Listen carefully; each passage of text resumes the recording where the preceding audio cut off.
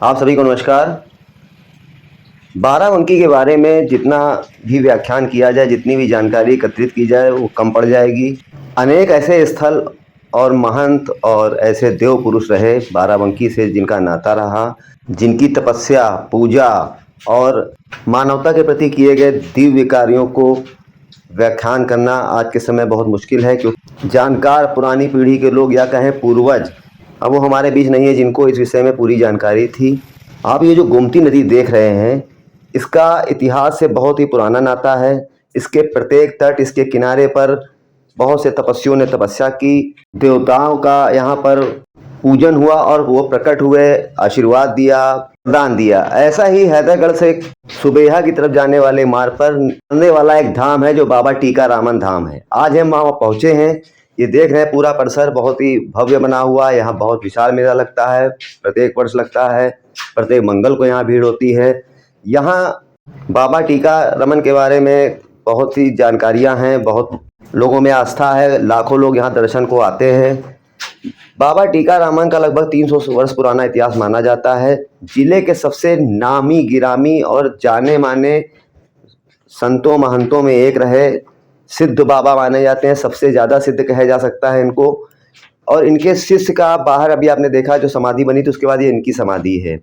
इनका शिष्य कौन था, इस पर भी अब चर्चा होगी, लेकिन हम आपको फिर भी बता दे रहे हैं कि वो शिष्य था एक कुत्ता जो काले रंग का था। आजीवन इनके साथ रहा। बताते हैं 200 वर्ष का बाबा टीकारामन का जीवन था और 200 वर्ष उनके साथ रहा। बहुत ही आश्चर्यचकित करने वाली बात है, लेकिन श्रद्धा और आस्था और दैवी कृपा जहाँ होती है, वहाँ पर इस तरह के चमत्कार, और जब उनके बारे में लोग जानते हैं तो श्रद्धा का केंद्र बन जाता है। ये आप नीम का पेड़ देख रहे हैं, समाधि स्थल पर बाबा जी के बना हुआ है। इसमें भी लोगों की अटूट आस्था है। हम यहाँ आज पहुँचे हैं, यहाँ के बाबा जी से बात करेंगे, महंत जो यहाँ की देख रेख करते हैं, और लोगों से भी जानेंगे कि क्या यहाँ पर लोगों की क्यों आस्था है, अंग्रेजों से कैसे उन्होंने युद्ध किया, गोमती नदी उनका क्यों सम्मान करती थी, गोमती नदी उनके लिए रास्ता छोड़ देती थी, दीवार पे चलने की भी कहानी है, अंग्रेजों से विवाद के बारे में भी जानकारी होगी। आइए बात करते हैं। महंत कबीर दास जी, आपका स्वागत है कथनी करने पर। बाबा टीकारामन जी के बारे में बताइए, क्या क्या है यहाँ का मंदिर के लोगों ने क्यों अटूट आस्था, लाखों भक्तों का दूर दूर जाना होता है, इसके बारे में बताइए। बाबा टीकाराम की महिमा का वर्णन खैर अब मानव के बस में नहीं है, क्योंकि है तो ये संत मानव ही है, लेकिन एक महान हस्ती के रूप में है। वर्णन करना तो बहुत मुश्किल है, पर इनकी थोड़ी बड़ी जो भी कुछ मैं जानता हूँ आपको बता रहा हूँ कि बाबा टीकाराम की दिनचर्या इस प्रकार थी कि बाबा की ये कुटी है जहाँ हम और आप खड़े हैं। बाबा के पास एक काला कुत्ता था जो उनका शिष्य माना जाता था, और बाबा की दिनचर्या थी कि नदी के उस पार दिशा मैदान साइड में नदी है, जाते थे। और उस समय चाहे वो सावन भादो कोई भी महीना हो, और नदी के दो पार्ट हो जाते थे, बीच में रास्ता हो जाता था, बाबा उस पार जाते थे और अपनी नित्य क्रिया करके इस पार आकर स्नान करके और अपने कुटिया में आ जाते थे। एक बार अपनी कुटिया में बैठे एक दीवार पर दतून कर रहे थे, क्योंकि पहले छह गिलास छोटी छोटी दीवार, उसके बाद छप्पर ऊपर होता था घास फूस का, बैठे दतून कर रहे थे। तो इनके साथ कुछ संत अयोध्या से आ रहे थे। इसके द्वारा ये पता लगा कि आपके मिलने वाले आ रहे हैं, तो बाबा उनका स्वागत समारोह करने के लिए नदी पर गए, क्योंकि यही एक मुख्य मार्ग था उस समय का। तो दीवाल से कहा कि भाई वो तो हमारे जो साथ में मिलने वाले आ रहे हैं वो तो हाथी और घोड़ों से आ रहे हैं, अगर आपको उनका स्वागत कराना आप चल सकती हैं तो चलिए। तो दीवाल चलना चालू हो गई और ले जा करके नदी पर मुलाकात कर रही। नदी गोमती माता से आराधना किया कि हमको तो रोज़ आने जाने में आप मदद करती ही हैं, और हमारे मित्र लोगों को भी इस बार आने दिया जाए। तो रास्ता हो गई, दोनों पार्ट अपने अपने नदी पे खड़े हो गए और बीच की रास्ता हुई और चले आए। बाबा की इस प्रकार महिमा है। और अंग्रेज़ों के ज़माने की बात है, 300 साल पहले की, इससे भी अधिक हो सकता है। और एक ये नीम का पेड़ जो देख रहे हैं ये भी बाबा के लगाया हुआ है, उसी समय का है।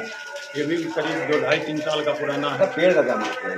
पेड़ का महत्व बाबा ने लगाया है, पेड़ का ही महत्व इसमें देवी स्वरूप। नीम का पेड़ ऐसा होता है कि इसमें अगर काटा छांटा नहीं जाएगा तो कोई देवी का स्वरूप हो जाता है इसमें, इसको एक देवथान टाइप का।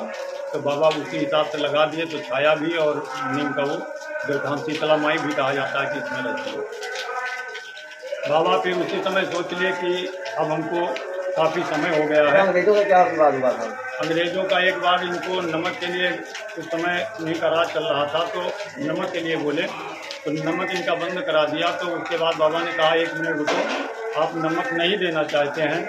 तो उसके बाद आवाहन किया किसी अपने इष्ट देवता को, तो तमाम खच्चरों में नमक ला करके यहाँ इकट्ठा हो गया और कहा देखिए आपके यहाँ गए थे नमक लेने के लिए और आपने नमक नहीं दिया, तो जितना आपको ले जाना उतना ले जाइए।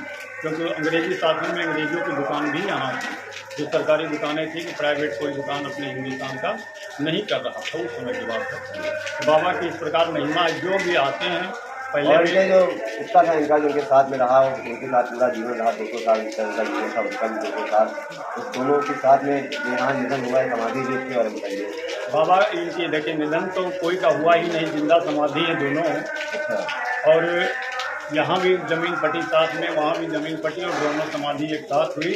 और कहते हैं कि स्वामी से और शिष्य का महत्व अधिक होता है। तो जो भी व्यक्ति यहाँ आते हैं पहले काशीदास बाबा को नमस्कार करते हैं, उसके बाद टीकाराम बाबा को नमस्कार करते हैं, उनकी कामनाएं पूर्ण हो जाती हैं।